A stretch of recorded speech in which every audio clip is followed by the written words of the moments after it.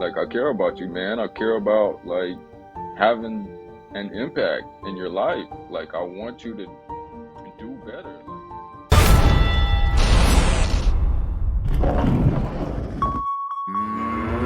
Like, 1 Hour Media.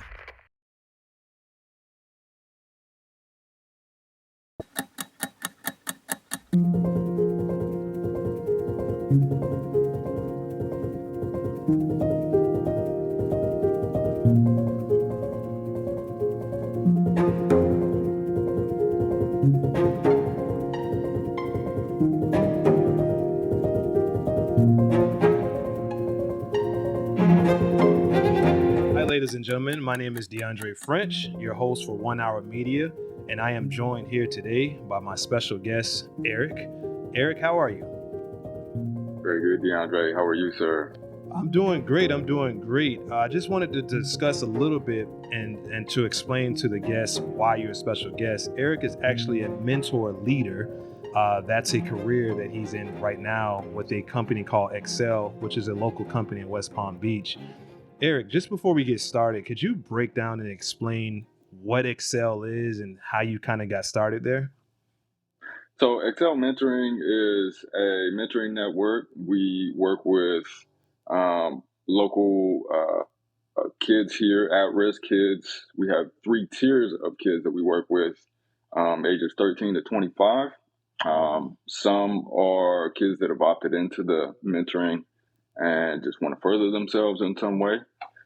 We have another class of kids that are struggling with homelessness and addiction. And we have a third tier of kids that are coming from the Department of Juvenile Justice and have Mhm. been in some trouble of some sort. So, and are on probation. And those Mhm. mostly are the kids that I'm dealing with on a daily basis. And just going back to your career, because I know we spoke a little bit about your career at Rothel Electric. Your career as an electrician, how do you get from being an electrician to being a mentor leader? That's a leap, and that's awesome that you did that. But how did you make that career or that leap from doing that to mentoring all these kids? Well, that's a great question. It's really been something that's taken a lot of time to come to pass and come to fruition. I grew up having a tremendously hard time, difficult time as a teenager. I'm a former gang kid. I ran with the gang from about the age of 13, 14, Mhm.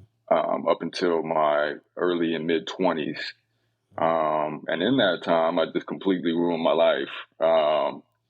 So fast forward, I once I started to get my act together and get back on a better note in life, I just made it a mission to help others do the same. So I would do that in personal relationships, some with friends that I used to know and hang around with, and then new people that would come into my life, either through work or through church. Mhm. Um, but it was always something that I thought about doing as a career. I worked in distribution for 10 years before I ended up moving to Florida when I was 29. Wow. And that was 7 years ago. I've worked as an electrician for the last 7 years. Before I went to trade school, though, I was really tossing up the idea of going back to school for counseling or for social work, just because that's where I felt like my talents and my gifts were. Um, but at that point in time, I was still paying off some school loans that I had from my earlier 20s. I went to a broadcasting school. I had Wow. a heart for radio and television broadcasting. You got the voice for And I it, got, definitely. well, thank you. Thank you. I appreciate it. I just didn't have the drive for it. I got through the program and pretty much squandered my education on getting high, and I just completely lost my zeal for it and didn't end up pursuing it. But I stayed working. I stayed working for Whole Foods Market, their distribution center, and that's where I was at for 7 years. And then I moved to Northern Colorado, and I was there for a few years and worked for another warehouse company before I just was like, yo, um, I'm sober. I got my life together, and now I need to make a a larger shift to somewhere completely new and really just turn over a new leaf. And that's when I came to Florida. What a story. That's awesome. How did your experience, because you mentioned being in gangs and then going and kind of you make that shift from there, you got into broadcast, you got into distribution. How did that in all these experiences? I know with life, everything is an experience. Everything you go through is by design, whether good or bad. How did those situations and those bad times or hard and difficult times, how did that shape your mindset that you have now to be able to help pass knowledge to the kids? Well, shoot, it may be more relatable. I can, Definitely. uh, I can definitely relate to where these kids are coming from, especially the ones that I'm working with that are currently on probation, going back and forth from juvie. They're high school dropouts. I was a high school dropout before I went to Job Corps, like yourself. I went to Job Corps in little old Darby, Montana. Um, and that was another stepping stone of mine that allowed me to get my high school diploma and learn a trade. When I was there, I got a trade certificate for warehousing, and I learned how to drive forklifts and be a stock clerk, basically. And that's what I ended up doing for a decade after I got out. But as far as running the streets, it just gave me experiential knowledge. Like I'm able to talk to these young men and talk to them from a place of experience. I know exactly what they're going through, and it's a different generation that we've got going on these days with social media and You're just telling kind of me. how polarizing that has been.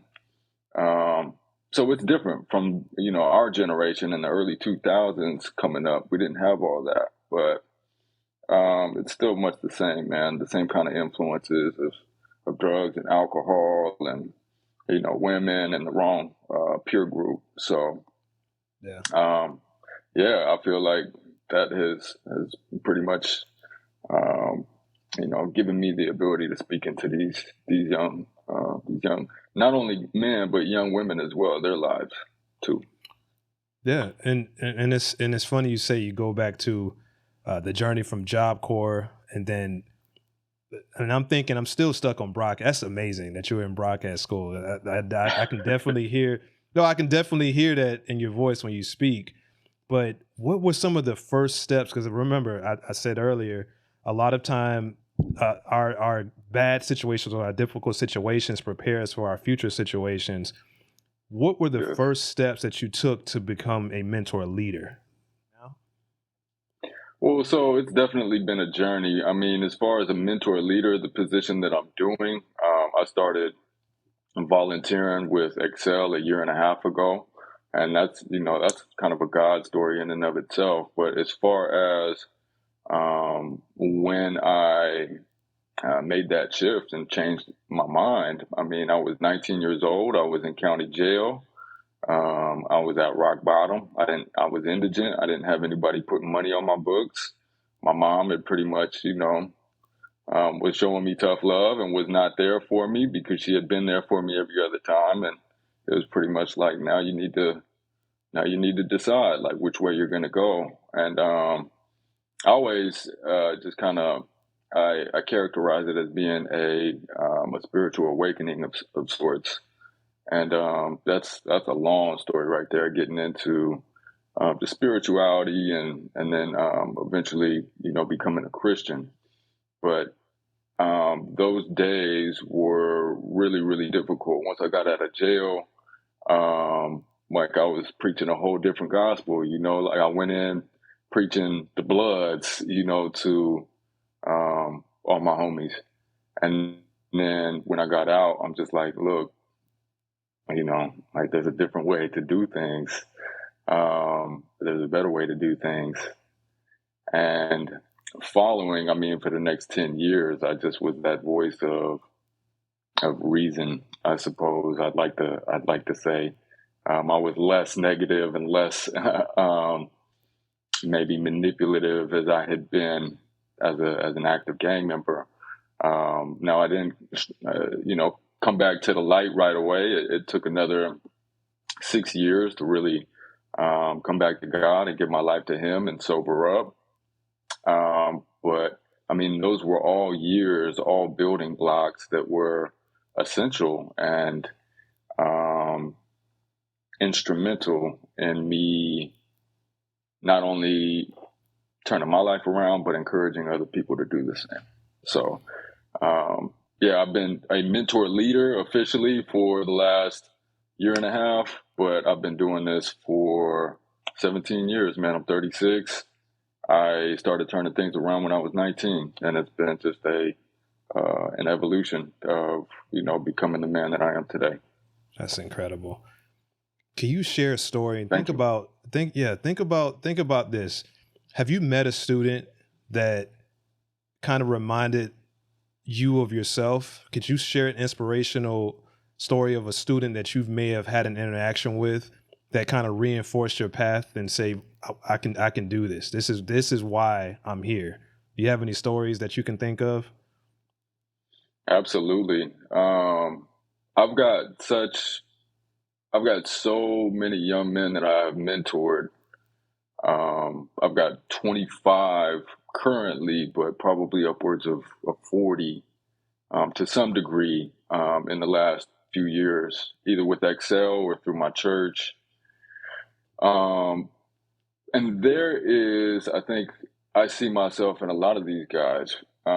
Sometimes it's not just the knucklehead that's running around with the gang or living a life of crime, but sometimes it's the introverted, um, kind of dorky kid that is quiet, stays to himself. There's a part of me that really relates to that too, and being like that.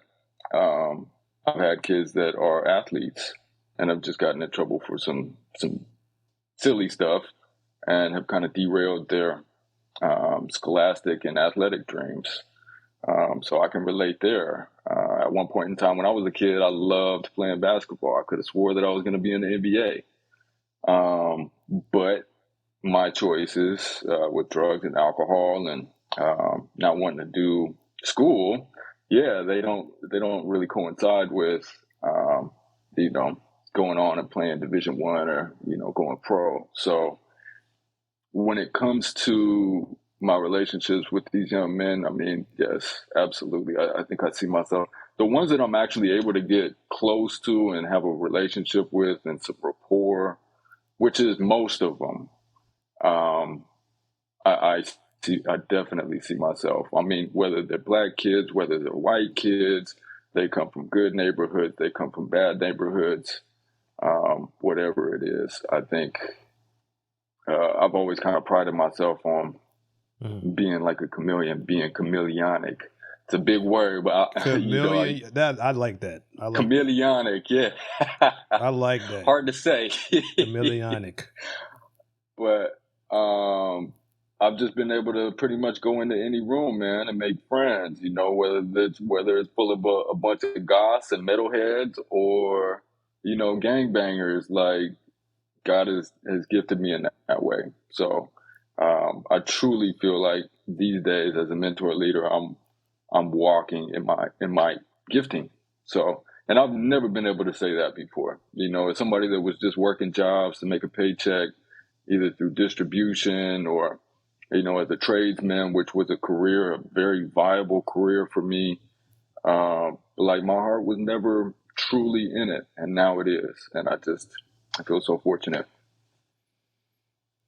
Definitely, definitely. I can hear it as you're talking. I can hear it in your voice as well. I mean, that's a no. I'm serious. That's an awesome story.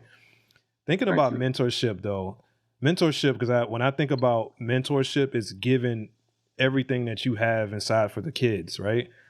And Yes. it obviously involves deep connections on some level. You have to kind of open yourself up. You can't be robotic and go in there because the kids can see right through you. Has Yes. there been a time, can you name a time where you felt challenged, where you're like, wow, this is difficult? And how did you push through that challenge? Absolutely. Uh, some of my guys will. as soon as I meet them, they're very talkative and will open up right away. And then Right. others, it takes weeks, it takes months to like get them to have a conversation with you. Right. So I think it's just a matter of being consistent and being real. And I've even voiced like my frustration to them, you know, like I care about you, man. I care about like having an impact in your life. Like I want you to do better. Like I know the route that you're going down, and I want to steer you in another direction. But you have to take my hand in this, man. It can't be all me. I can't do this for you. Mom and dad can't do this for you. So um, I've had kids where, yeah, you know, you go from having real good conversations and relationships with some of them, and then other ones, like, I feel like I'm grilling them, and it's 21 questions, and all they're giving me is one word answers, you know? And that can be really frustrating because you're like, man, am I wasting my time? I should be out mentoring somebody else. Are they getting anything from this, you know? And I've been pleasantly surprised that through time and just some dedication, but a lot of prayer, man. Like I'm a big believer in prayer, and I pray for these boys. Like I pray for them before I go to meet them. Not that my time is like goes well or you know is effective, but I pray for them in their lives because it's not a matter of me being comfortable and feeling comfortable or feeling like you know I'm making a difference. That's not what is important when I go and meet with these boys. It's that they're changing. It's that you know their heart, their mind, their thought process is touched in some way, even if it's in a small way. So, and I've been very fortunate to see some of the growth, some of the fruit from that. One boy in particular, his name is Pablo. For the longest time, man, Pablo was the hardest to get a hold of. Never returned my phone calls, texts. When we would get together, it was just like I was buying him dinner, and then he was done with me, you know? But over the last year, specifically the last few months, like this man hits me up now. He calls me, he texts me to see what I'm doing and if we can hang out. You know, he's recently wanted to go to church with me and have me pick him up, and it's just like, man, that's what we do this for. That's what we do this for. Is that these kids have some change, you know, and it's not just a behavior thing, but it's like a heart thing. So, and I've got some hard cases that I'm working with right now that are really giving me a run for my money. But That's a good way to put it. uh, but I gotta hang in there, and you know, maybe I'll win them over, maybe I won't. You know, there's no guarantee. It's not about again, like I have to constantly remind myself that it's not about me. It's not about my ego and being able to change somebody. You know, it's it's really about them, and hopefully that they can take something from our conversations and our time together. Right. Yeah, and yeah, just listening to you now, there has to because think about the main role of a mentor. As I said before, there's not a lot of instant gratification that comes from being a mentor either, because you would think just going into this and other people see that you're doing mentorship and you get that gratification from people, but there's a lot of Right. patience involved to be able to deal with kids because kids are kids. Yes. You were a kid at one time. You remember how hard it was for you. I remember how I was Oh a yeah. knucklehead. I didn't want to listen to Yes. anybody. I'm sure you can relate. I remember having, Yes. my dad coming up and telling me the same thing 20 times or my mom or my aunt, and I didn't want to listen. So Yes. speaking directly to anyone in the audience out there that's looking to either turn their life around or be a mentor or leader, what are some qualities, essential qualities, because that's the main topic, essential qualities that someone would need to be a mentor leader? That's a great question. I would say, I mean, right off the top of my head, it'd be patience. You got to be patient. If you are expecting instant gratification out of one of these relationships with these kids, you will probably be disappointed because I think that you'll probably be matched up with somebody at first that you wouldn't necessarily choose because you guys don't have anything in common. So patience is is huge. Another thing would be open minded. Like I think we can come into situations where we have certain biases, and we all do. We all have presumptions about people and neighborhoods and ethnicities and different economic classes where we go in there and we have our mind made up about somebody already. So I think it's important as I've gone into home after home to just not assume anything and to give them the benefit of the doubt that there's love in the home, there's warmth, there's light. And I've seen it firsthand. I've gone into some of the worst neighborhoods in West Palm Beach, man. And as soon as you go in the house, it's like a whole nother story. There's light and there's love. So be open minded, be patient, and be willing to be vulnerable. Vulnerability is big because if you're going to come in there with your guard up and be like, it's my way or the highway, I'm laying down the law, I'm the mentor, then shoot, these kids are going to want nothing to do with you because you're just another authoritarian to them. So be willing to humble yourself. I've been hearing a lot about servant leaders.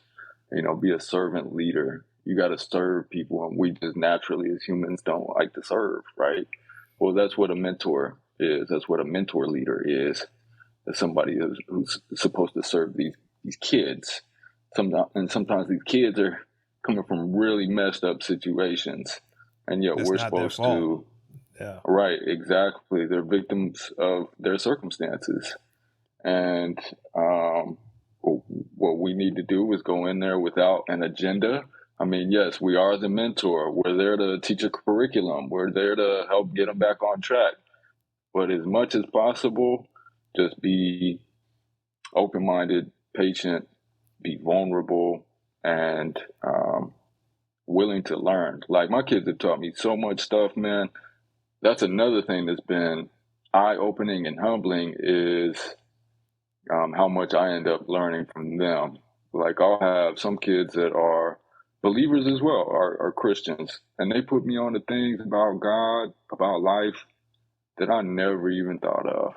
Wow. And I'm like, wow, like I got ministered to today. Like that was what I needed. Age doesn't And matter. this Definitely. 16-year-old boy just told me that, like, so yes, those are big. So yes, Yes. patience, openness, vulnerability, and the ability to learn yourself, and yeah. Yeah. Speaking of that, and that's piggyback off of what you just said. Learn yourself. How has this changed you, like personally? Because I know all of these things you're building up that muscle every single day that you go out. Even after you talk to me, you're Yes. gonna go out. You're gonna exercise that muscle again. How has that changed you from the man that you were 3, 4 years ago to the man that you are right now? I think just the relational aspect of it, as I was talking about earlier, being able to be in those moments and have those conversations. So in those conversations, I get taken back years, decades, to times that, have been long forgotten. But as I'm trying to relate to these kids and share with them some of my experiences, it's like it's therapeutic, it's cathartic at the same time for me because I'm going back and I'm essentially sharing pain and being vulnerable about things that I haven't opened up to anybody about ever. So I think revisiting those aspects and areas of my life, my teen years specifically, because my childhood was pretty good. I'm fortunate, man. I had a great childhood. It was, after pretty much after 12 that things got, kind of off track majorly. So, as far as the change that has happened in me, and the growth that I've been able to come about just by being a mentor, I mean, it's been in those conversations, those relationships, and relating back to the boys about what I used to go through. Getting that stuff out is just like it's like having, going to speak to a counselor and just unpacking things that you haven't talked about forever. So that's been really good for me. Yeah, speaking to counselors can be tough because, like you said, when you got stuff packed up in the closet and you got it packed up to the brim, and as soon as you open that door, everything is coming out, everything. So that Yes, I can definitely relate to that. Um, yes. let's start a segue back because I remember I asked you this question earlier about some difficult times. But let's share some success stories. What are some success stories that you've had with some kids of yours that you can really look back and say, this kid has really changed from this point to this point? Because that's what it's about, being a mentor. For sure. Absolutely. So we measure success in a lot of different ways. Sometimes it's just that kid getting off probation. That's Other awesome. times it's graduating high school or getting through one grade and going on to the next. So I've experienced a little bit of all of those.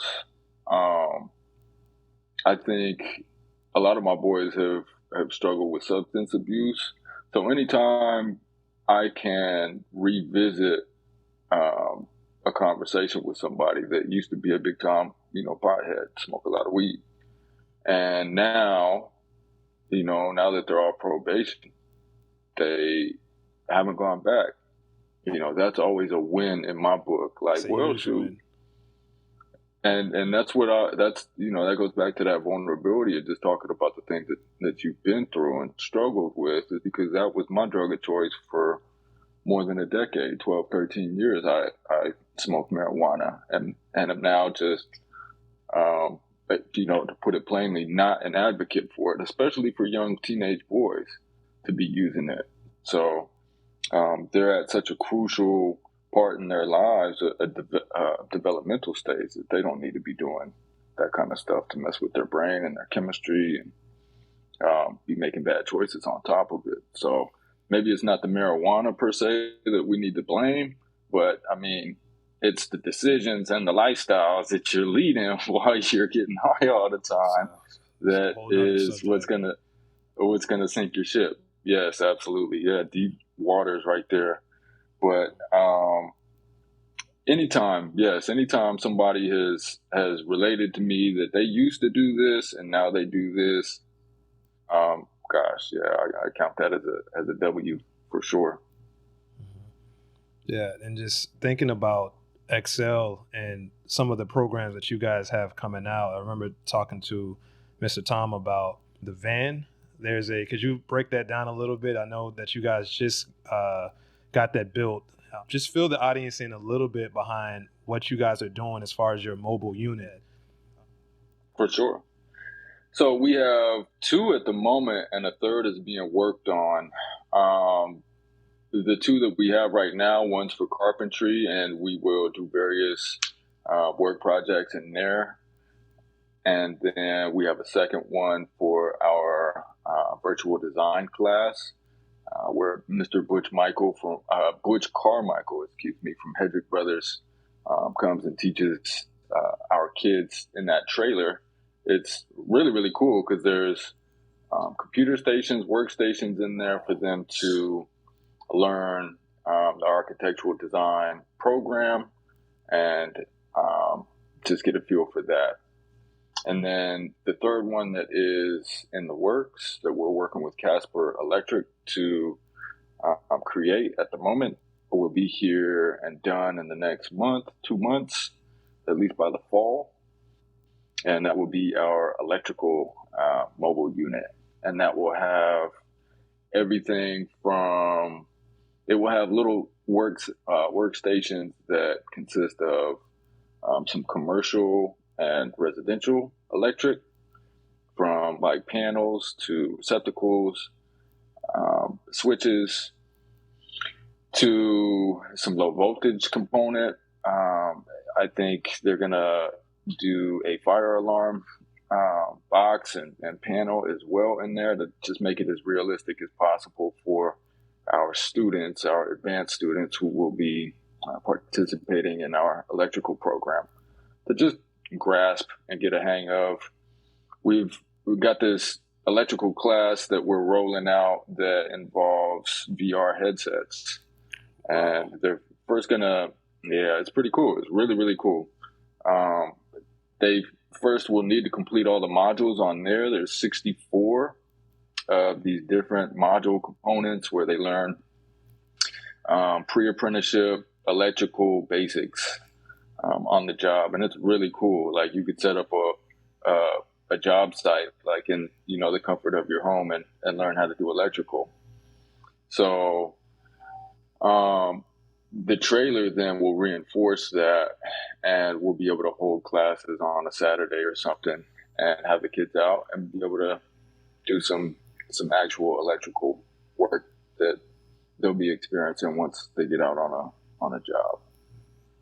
That is VR headsets. That is, that's next level right there. Yeah, it's amazing how you talked about being in the 2000s. Could you imagine being a 2000s kid and having VR headsets? I would go to school every single day, and like you said, I had issues at that time too. So that is amazing where technology has gotten.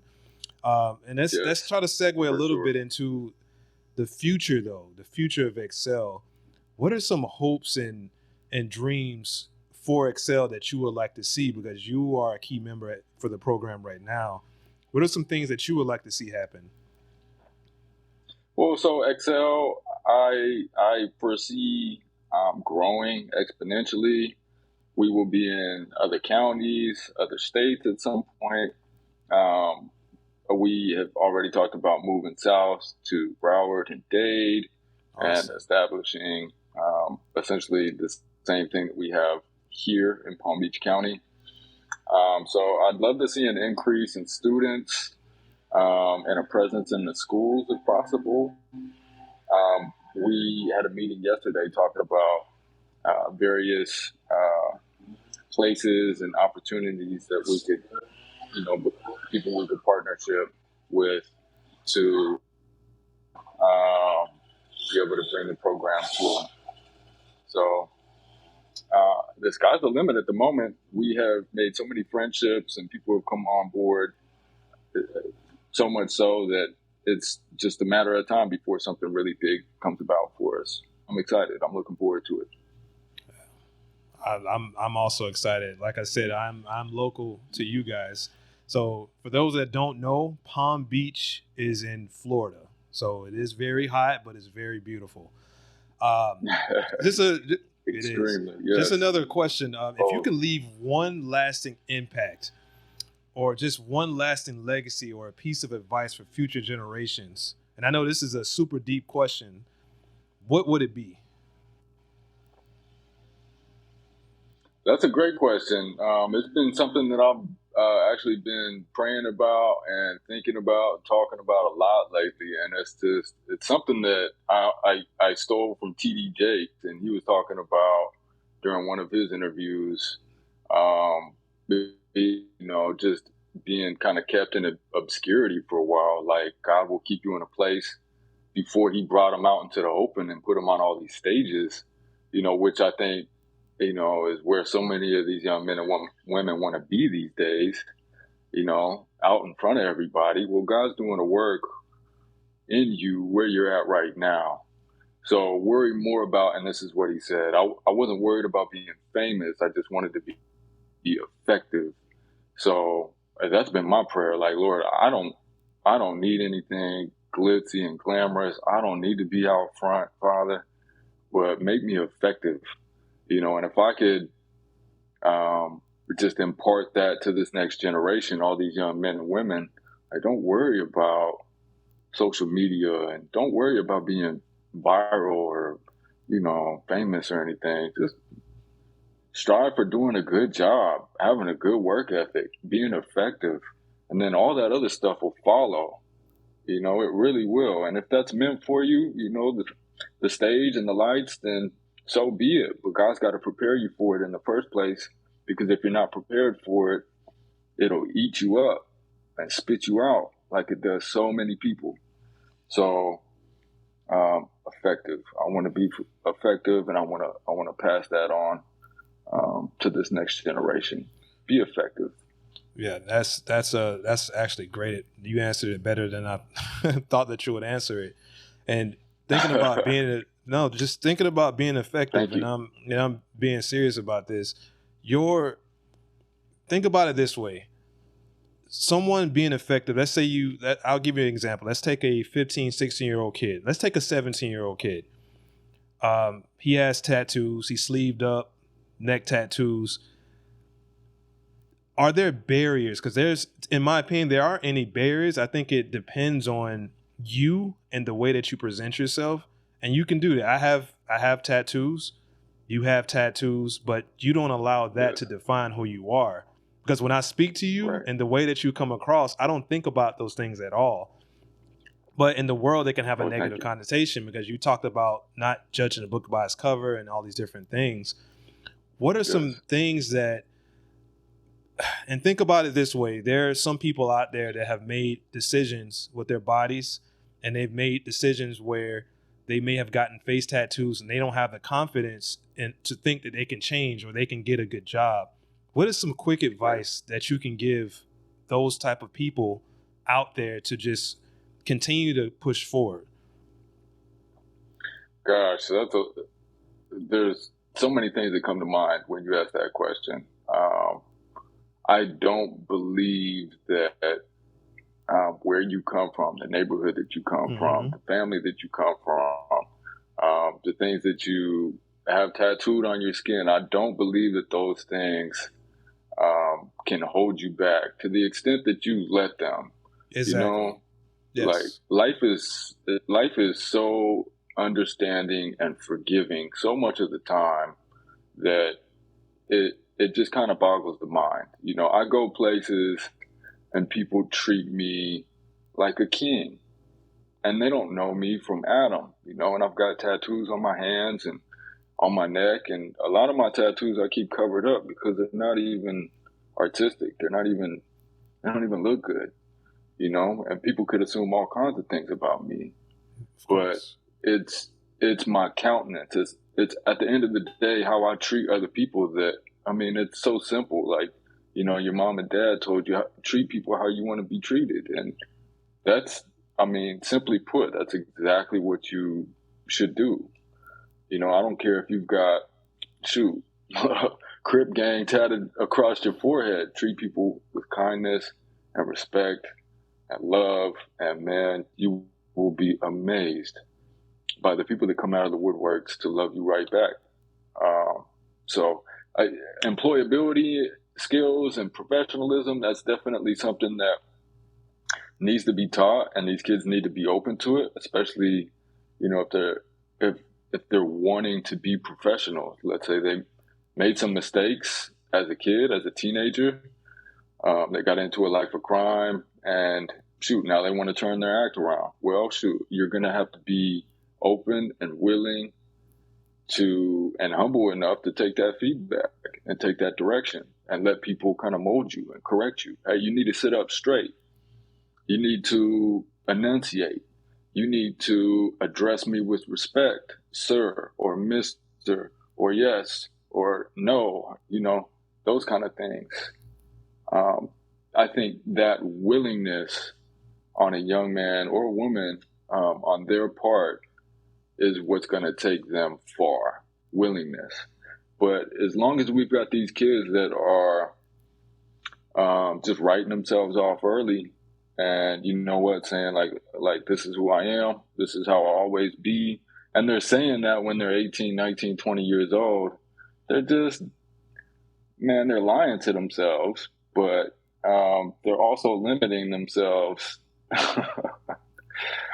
in such a terrible way because life, you're not going to stay the same. You will change. The things that you are so passionate about right now and so convinced that you'll be doing forever likely won't be around in another 5 to 10 years for you and people too. Same thing.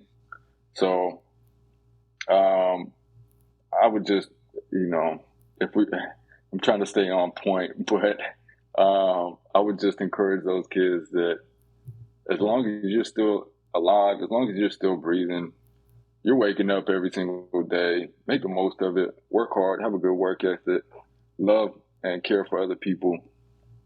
I tell my boys that I believe wholeheartedly in three things. I believe in prayer, um, gratitude, and generosity. Those are like my three pillars right there. I was like, you want to know the secret of life? That's like those three things will take you far. You pray, you have a good vertical relationship with God, you have a good horizontal relationship with people around you. You're grateful for everything, the good and the bad, the big and the small. And then you're generous. You share whatever it is that you've got, whatever kind of talent you've got, it doesn't have to be financial. It could be something that you're really good at, something that you know how to do really well that other people want to do. It could be your time, your ability to listen and care for other people. Like, do those things. And that's what I've got. I'm not a super smart, intellectual, talented person by any means at all. But God has placed it in my heart to care and love and be a friend to other people. And that's what's paying my bills at the moment, man. Like, that's what gets me by. And, is like my lifeblood. So, and now I do it for a career. And like my life is tailor made. Then I never could have imagined that would be the case. But yes, I don't know. And it was a long answer, but no. It was a great answer because, like I told you before we started recording, these are the conversations that I want to show because the world is so fast paced and everyone's looking for that viral moment or everyone's looking for that super interesting job. And there are a lot of interesting jobs out there, but yes. In my opinion, there's nothing more interesting than someone mentoring another human being and making sure that person grows up because there's so many kids out there that didn't have a good background, or maybe they did have a good background. They may have ran into some trouble, some peer pressure. There's all type of situations. So you guys are needed. Right. Mentors are needed, and we need more mentors, more and more mentors, wherever you are. You can be in California, Kentucky, Texas. But yes. Thank you so much from me and everyone I'm sure that will be watching this. Your job is very important, which is why I prioritize bringing you on because I wanted others to see what it is that you do and how they could get involved and do it because it doesn't take much to put aside your time and your pride and mentor a child. And I know for me, I needed it. I'm getting mentored right now by you, just listening to you. But I get mentored all the time by my mentors in my life. So thank you so much, Eric, for everything. I actually have one more question just to kind of break the ice a little bit. I'm curious to see how you answer this. If you could design an electrical system for any famous building or landmark, which one would you choose and why? That's I don't have the Jeopardy music. All right. Well, so I think I'm a diehard Denver Nuggets fan, man. Being from Colorado, so I'm a Lakers fan. You destroy us every year. Man, I know. I'm so sorry. You destroy us every year, but it's okay. Yeah, but you guys had the 80s and the 90s and the 2000s, so the last few years should be nothing. I'll take the hit. So an electrical system for, gosh, man, yeah. I don't know that I've ever thought of anything along those lines, but yeah, I'd hook my Denver Nuggets up, man, and just have state of the art everything when it came to an arena and court and surround sound system and jumbotron, all that. Yeah, that'd be great for sure, for sure. Yeah, and Only the hopefully, best, only the best for my only the guys. best. Hopefully, we'll have a. I'll go cry later after I'm done recording this. But thank you so much, Eric. No, seriously, from the bottom of my heart, thank you so much for coming on. As Yeah. I've said, it's not a. If you're looking for something with glitz and glamour, instant gratification, you're looking to be on the news and pats on the back, mentorship probably isn't for you. Mentorship is a job that's done behind the scenes where no one really knows what you're doing, and I'm glad that I can shed some light on what it is that you do on a constant basis. You're literally changing and helping other human beings, young human beings, change their life and live better. So thank you so much to you, Eric. Thank you so much for the viewers from last week. We got a pretty decent turnout on our first episode as well. But Eric, once again, I would love to have Eric back on and maybe some other members of Excel just to explain what it is that you guys do, to find out if there's anyone local, how they can get involved with helping out to mentor some kids also. So once again, thank you so much for your time, Eric. This has been 1 Hour Media with DeAndre French. We have our insider, Eric Van Cleve. Have a great day. Thank you.